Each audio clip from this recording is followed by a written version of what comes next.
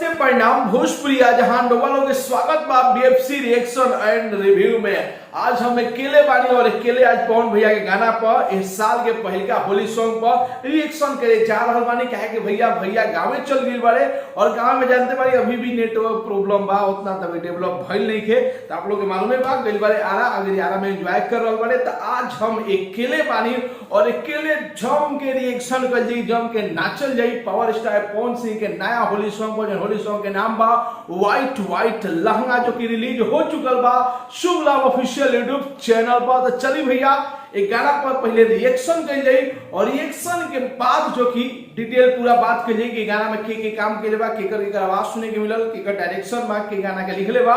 तो रिएक्शन के बाद में जो कि बात कर जाई, तो चली रिएक्शन शुरू कर जाओ।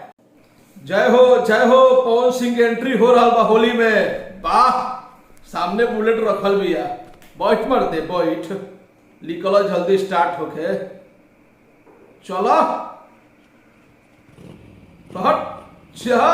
आवाज हर हर के आवाज आ जाला। शुभला फिल्म प्रेजेंट, गजब के म्यूजिक बा भाई, बजाओ।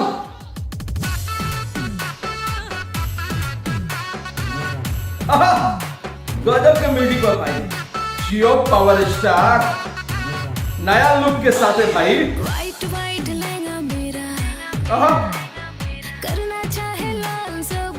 हाँ, व्हाइट व्हाइट लहंगा मेरा करना चाहे सिन्हा मिला जवाब लाग रहा है। येलो कर देंगे ये मेरे गोरे गाल सब। छाली छाली लागो तारो दूध के छोड़ बाटे होली तू हवाले का खुद के। नन्हरे नन्हरे दादा नारे डालने न दूंगी तुझा रे। ये म्यूजिक ठीक लगा। हजारे हजारे गोरिया जियो पावर स्टार ना चलो।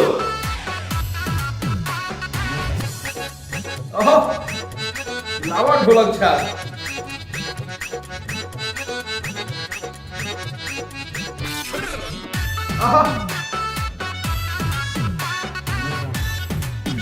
वाह, तू तो पी के आया भंग, ना खेलूंगी तेरे संग। रंग डालेगा तू कम, ज्यादा करेगा तू तंग। जिया से बच्चन जी, बहुत बढ़िया।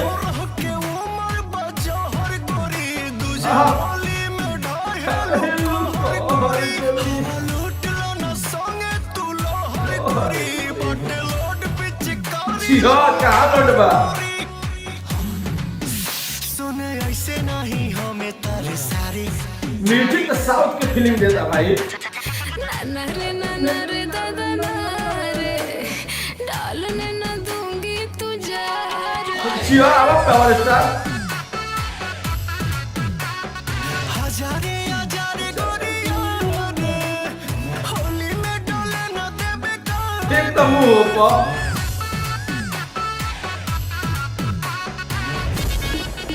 ओहो, बढ़िया सीन बा, लड़का के नियत खराब लगता।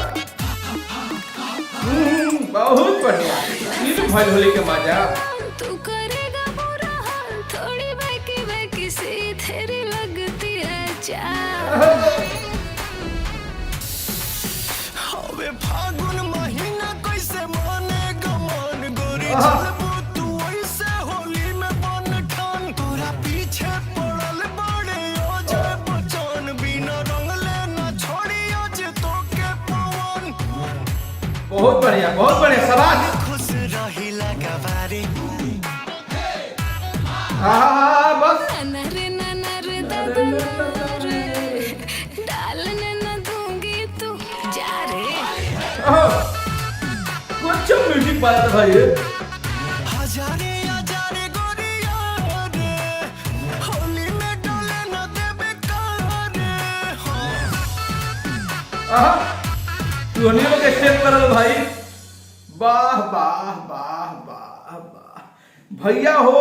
गाना सुनला के बाद हमारा बस एक ही चीज मन में आवत रहे कि पुष्पा फिल्म में वो गाना रहे सामी सामी, वो गाना में वो म्यूजिक रहे डम डम जैसे ना तबला टाइप के वही म्यूजिक थोड़ा से सुने के मिलत रहे और बड़ा अट्रैक्ट कइले सब म्यूजिक जो लगा था एकदम साउथ वाला। और गाना तो है ही बा हिंदी और भोजपुरी में, यानी कि एक बार पावर स्टार पवन सिंह के होली गाना पर पूरा इंडिया झूमी और पावर स्टार पवन सिंह और स्मृति सिन्हा के जोड़ी भी लाजवाब लग रहा बा। शानदार गाना ले बड़े पावर स्टार पवन सिंह, कहीं से भी शिकायत के मौका नहीं खे देती वीडियो। ये गाना बहुत जबरदस्त लग रहा बा और लगता कि गाना अब की बार हर घर में जो कि देखे जाए वाला बा, बाजे वाला बा। जबरदस्त पावर स्टार पवन सिंह एक बार होली गाना अपन लेके आए बड़े, जो गाना का नाम बा व्हाइट व्हाइट लहंगा। आप लोग बता दी भैया कि गाना में आप लोग पावर स्टार पवन सिंह और प्रियंका सिंह के मधुर आवाज सुने के मिलल बा। पवन सिंह स्मृति सिन्हा के आप लोग परफॉर्मेंस देखनी जा और ये गाना के डायरेक्ट के लिए बड़े दीपेश गोयल जी, एडिटर बड़े दीपेश गोयल जी और चंडीगढ़ में गाना के शूट भइल बा। हम लगनी रिपोर्टिंग करे, हमरो खुद बुझा तक हम रिपोर्टिंग करे लगनी। आओ जब मस्ती कर जाओ तो अब तो हम लोग के का बढ़िया लागल है गाना के अंदर ई कमेंट बॉक्स में बताओ लोग। हमारा तो सबसे बढ़िया वाला स्टार्टिंग वाला सिनेमा लागल हा, लास्ट वाला और बढ़िया लाग गई हा। थोड़ा होली में 4 लगा दिला सा, तो मिला जुला के बहुत ही बेहतरीन गाना बा। देखी जा देख ले तो आप लोग जाके देखी जा शुभ लाभ ऑफिशियल यूट्यूब चैनल पर। फिलहाल में आप लोग हमनी के रिएक्शन कैसन हमनी के ना हमारे रिएक्शन कैसन लागल नेक्स्ट वीडियो में हो सकता है भैया आ जा गाँव से, तो साथ ही हमनी के आप लोग रिएक्शन देम जा। तो हमने हमारा रिएक्शन कैसा लगा अपन कमेंट बॉक्स में राय बताई जा।